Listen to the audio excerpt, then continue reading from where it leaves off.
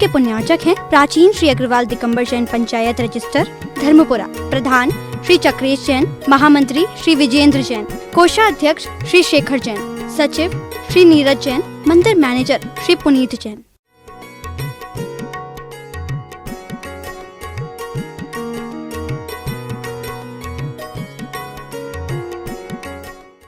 पर ये संयम का दिवस है, संयम का उपकरण देना और लेना बहुत पुण्य कर्म का उदय माना जाता है। बहुत सारे ऐसे हमारे बाहर के सुधी श्रावक लोग भी आप लोगों के इस महोत्सव में, जैसे लोकांतिक देव स्वर्ग से आ जाते ना, काहे के लिए धन्य है आपके इस वैराग्य दिवस को अनुमोदना करने के लिए। ऐसे सारे के सारे जैसे ये दिख रहे हैं, इधर ब्रह्मचारी हैं, तो बहने हैं, इधर श्रावक हैं, दूर दूर से बहुत सारे लोग आ गए हैं और कुछ आने वाले हैं। मध्याह्न काल में बहुत सारे लोगों की आने वाले हैं।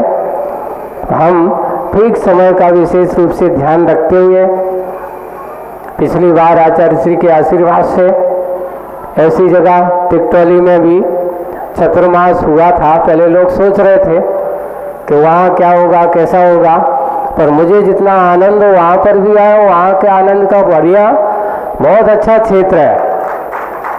एक बात अलग है, कई लोग कहते हैं महाराज वो तो बीहड़ है। बिल्कुल, हाँ बिल्कुल है, वो चंबल का बीहड़ ही है, लेकिन वहाँ बीहड़ में जब शांतिनाथ भगवान को देखते हैं तो वहाँ का एक अद्भुत विशुद्धि और क्षेत्र का एक माहौल है।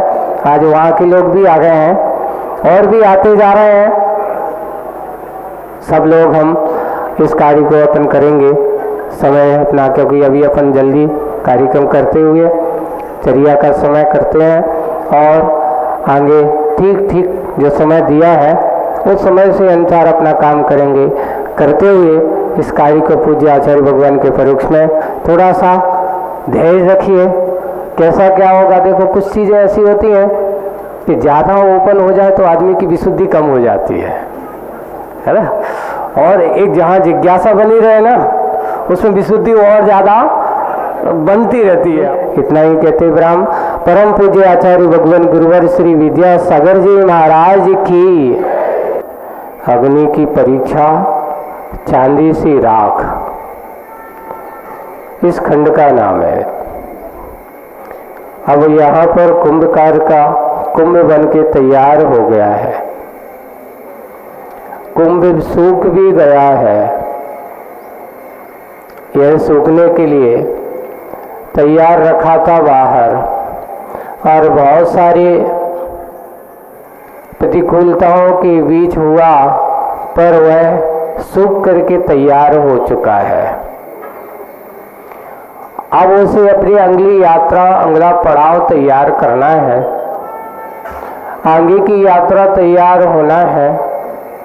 तो ये चौथा खंड अब उसी का प्रतीक है। अब उसे अग्नि संस्कार या अग्नि परीक्षा से गुजरना है। कल तीसरे खंड के समापन के कहा था कि अब तुझे अग्नि की नदी को पार करना है। अग्नि की नदी यानी अग्नि की उस नदी को पार करोगे तब तुझे अंदर की परिपक्वता प्राप्त होने वाली है। इस धरती का इधर धरती का दिल दहल उठा, हिल उठा है, अधर धरती के कप उठे हैं। धरती नाम की वस्तु है, दिखती नहीं कहीं। जब किसी के अंदर कोई कोलाहल मचा हो, कोई वेदना रखी चल रही हो, कोई आकस्मिक भय जब सता रहा हो, तो उसके अंदर की धृति यानी गंभीरता, धैर्यता खोने लगती है। ऐसे ही धरती का दिल थोड़ा सा दहल उठा है, हिल उठा है, अधर उसके ओंठ कप रहे हैं। जब कोई डर में होता है, भयभीत होता है, तो उसके ओंठ कपने लगते हैं। अब उसका धैर्य, धरती का अर्थ धैर्य नाम की वस्तु वह दिखती नहीं कहीं, उसका धैर्य भी टूटने लगा है। चाहे रति की हो या यति की, किसी की भी मति काम नहीं करती। जब इस प्रकार का सामने कोई आकस्मिक कोई भय हो तो उस समय रति यानी कामदेव, रति से यहाँ क्या लेना, कामदेव, बहुत सुंदर रूप वाला है। और या यति, कोई मुनिराज, जब आदमी का धैर्य टूटने लगता है तो उस समय उसका बुद्धि काम नहीं करती, उसका साहस टूट जाता है। इसलिए कहते हैं कि विपरीत परिस्थितियों में जो व्यक्ति अपना धैर्य साहस बनाए रखता है तो उसकी बुद्धि भी काम करती रहती है। ऐसे ही बड़े बड़े अच्छे सुंदर रूप धारण करने वाले ऐसे रति की हो या यति की हो, कामदेव हो, कोई भी अच्छे हैं, इनकी भी अपना धैर्य टूट गया, टूटने लगता है तो उस समय, और यति की भी, किसी की भी मति काम नहीं करती। धरती की उपरिल उर्वरता, फलवती शक्ति वह जागी, जो शक्ति में उर्वर पना है, उपजाऊ पना था, वह फलवती शक्ति जो फलदान देने की समर्थ रखती है, शक्ति रखती है, वह जागी। प्राय यही सुना है कि नवचरों से भूचरों को उपहार कम मिला करता है। नवचरों को नव यानी धरती पर चलने वाले, नहीं, नवचर अर्थात आकाश में चलने वाले, और भूचरों, नवचरों से भूचरों को यानी पशु पक्षियों के द्वारा उन भूचर धरती पर चलने वालों को उपहार कम ही मिला करता है, प्रहार मिला करता है। प्रभुत का यहाँ पर बहुत, प्रभुत का अर्थ क्या है, बहुत, यहाँ कम नहीं, यानी उनसे उपहार ना मिलकर प्रहार बहुत मिला करता है उन नवचरों के द्वारा। असहिमी सहिमी को क्या देगा, असहिमी सहिमी को क्या देगा, विरागी रागी से क्या लेगा। संसार में लौकिक जनों से ये कहा, संसारी आत्मा से कहते क्यों भाई तुम यमराज से मिला दो, तो यमराज का नाम सुनते ही क्या हो जाते हैं, कांप जाते, डर जाते, भैया नहीं, अभी नहीं, अभी बहुत समय है, अभी यमराज से नहीं मिल रहा, अभी तो महाराज से मिल लेंगे। अभी तो किससे मिल लेंगे, यमराज से नहीं, अभी तो महाराज से मिलना दो। और महाराज से जिसका मिलन हो जाए, महाराज के चरणों में जो बैठ जाए और महाराजों की संगति में बैठ जाए, फिर उसे यमराज से डर नहीं लगता। और जो यमराज से जब तक डर लगता है तब तक वो महाराजों से डरता है। और जो एक बार जुड़ गया तो कहते मृत्यु आज ही आ जावे, ईत भीत व्यापे नहीं जग में, ऐसी भावना तो करता है। लेकिन मैं रहूं अडोल अकंप निरंतर, ऐसा दृढ़तर हो जावे और अपने आप को ऐसा सोचता है कि आज नहीं अभी है, इसी क्षण आ जाए, अब मुझे कोई चिंता नहीं है, मृत्यु आज ही, ऐसा वह अडोल अकंप निरंतर, ऐसी साधना के बाद, क्योंकि दृढ़ संकल्प नियम संयम के सम्मुख श्यार की पर्याय से मुक्त होकर के और जाकर के स्वर्ग में सीधा देव। एक छोटा सा नियम कि रात्रि में क्या नहीं करेंगे, भोजन पानी का त्याग करके। ये कोई छोटा नियम नहीं है, बहुत बड़ा नियम है कि एक श्यार ने अपना भाव सुधार लिया। आदमी तो होशियार है, श्यार तो है ही नहीं है।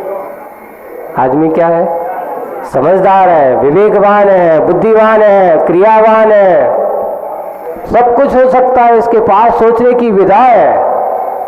मनुष्य वह होता है जिसके अंदर महानता के गुण भरे हो। महानता के महाव्रतों को धारण करने की पात्रता रखता हो। इसलिए मनुष्य को मनुष्य के लिए महाव्रती बनने की पात्रता है। महानता की पर्याय होती मनुष्य पर्याय।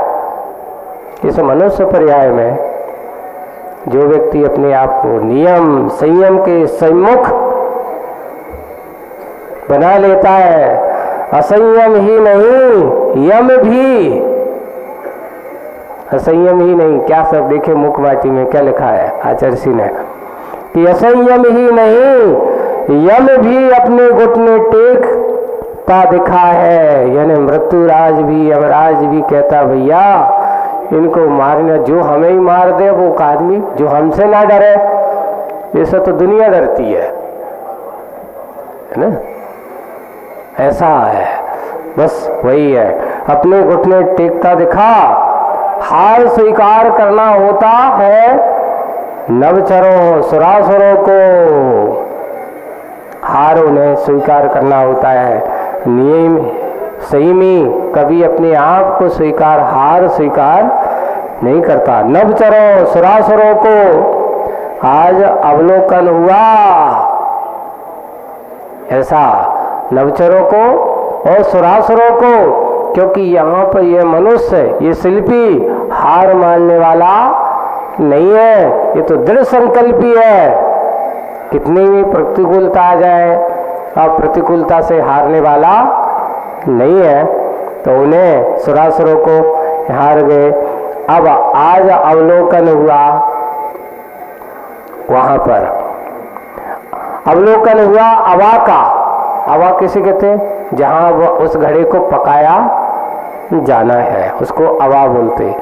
सरसरी दृष्टि से अब अविलंब अवधारित अवधि में, अविलंब यानी शीघ्र है, और जो एक समय सीमा अवधारित जो समय सीमा उसमें एक अवधि में अवा के अंदर कुंभों को पहुंचाना है। उन घड़ों को उस अवा के अंदर पहुंचाना है और अवा को साफ सुथरा बनाया जा रहा है, देखा जा रहा है। देखिए वो, क्योंकि अभी में बहुत सारे कोई जीव ना हो, किसी प्रकार के कोई जीव जंतु उसमें जाकर के उनके आवास न बन गए हों, तो वहाँ जाकर के वह अवे को अच्छा क्या कर रहा है? पहले साफ सुथरा बना रहा है। अवे के निचले भाग में अब हवा कैसे लगाया जाता है आपको विधि बताई जा रही है। मुख माटी में हवा लगाने वाले कैसे हवा लगाते हैं? अब आप पूछेंगे आचार्य जी ने तो हवा लगाओ नहीं है कभी, उनको कैसे पता चला? तो हवा लगाने वाले तो बता सकते हैं कि हवा कैसे लगाते कैसे है, वहां उनसे चर्चाएं तो हो सकती है। अब वो हुआ कि अवे के निचले भाग में बड़ी बड़ी टेढ़ी मेढ़ी गांठ वाली,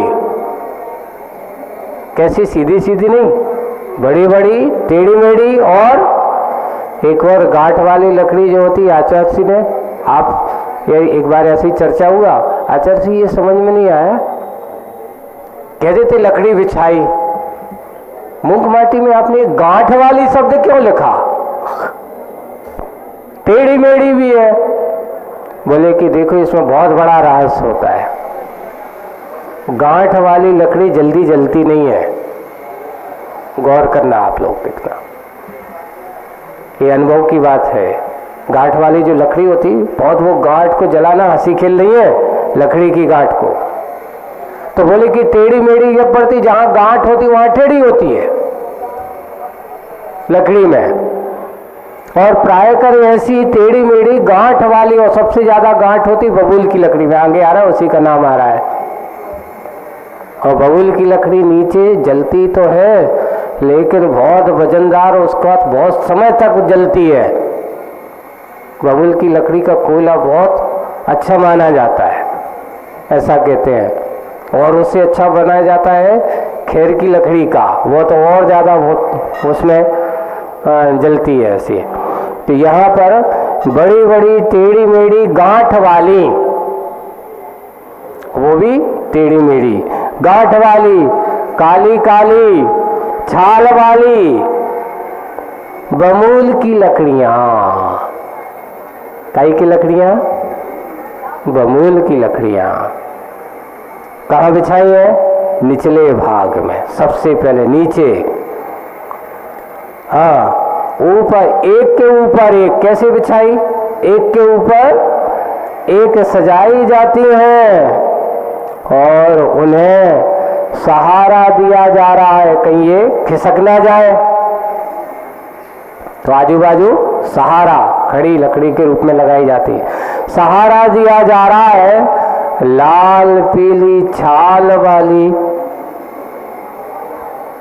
लाल पीली छाल वाली नीम की लकड़ियों का, खड़ी खड़ी ऐसी लकड़ियां लगा दी जा रही है। शीघ्र आग पकड़ने वाली, जो जल्दी आग पकड़ने वाली ऐसी लकड़ी, देवदारू सी लकड़ियां भी, देवदारू की जो अच्छे, जैसे सबसे जल्दी बहुत अच्छे फटाफट जलने वाली लकड़ी, जो देवदारू की लकड़ी जो होती है वो बहुत जल्दी आग पकड़ती, जैसे माचिस की काड़ी है ना, ये भी देवदारू की ही काड़ी से बनती है, उसकी लकड़ी से। ऐसे ये सरई के पेड़, आप अमरकंटक गए होंगे, बड़े बड़े पेड़ देखे होंगे, लंबे लंबे सरई के पेड़ जैसे अपन कहते हैं। और ये सरई के पेड़ उसकी ही काड़ी जा बनती, माचिस की जो काड़ी होती है वो उसी प्राय कर उसी पेड़ के सबसे ज्यादा बनती है।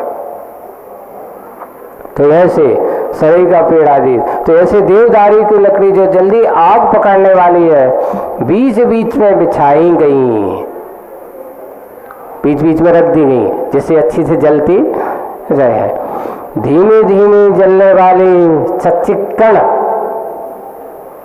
इमली की लकड़ियां जो हवा के किनारे, यानी बाहर से इमली की लकड़ी जो है वो सचिक्कण, आप उसको जलते देखना कभी। अब तो आज के समय में गैस के जमाने में आ गए हो तुम, कभी चूल्हा जलाओ तो पता चलेगा कौन की लकड़ी कैसी जलाते है ना। वो इमली की लकड़ी धुआं भी बहुत ज़्यादा देती है, उस पर भोजन बनाना और इमली की लकड़ी जलाना बहुत कठिन है, काम होता है। तो इसलिए वहाँ पर इमली की लकड़ियाँ भी जो कैसी हो चिक्कण होती है, जब वो जलती तो उसमें एक अलग सा तेल सा निकलता है बाहर, उसमें आती है, और बीच में चिक्कण होती है और उनकी जल बहुत धीरे धीरे जलती है। वो जलती तो है पर धीरे धीरे जलती है। इतना ही कहते ब्रह्म परम पूज्य आचार्य भगवान गुरुवर श्री विद्यासागर जी महाराज की।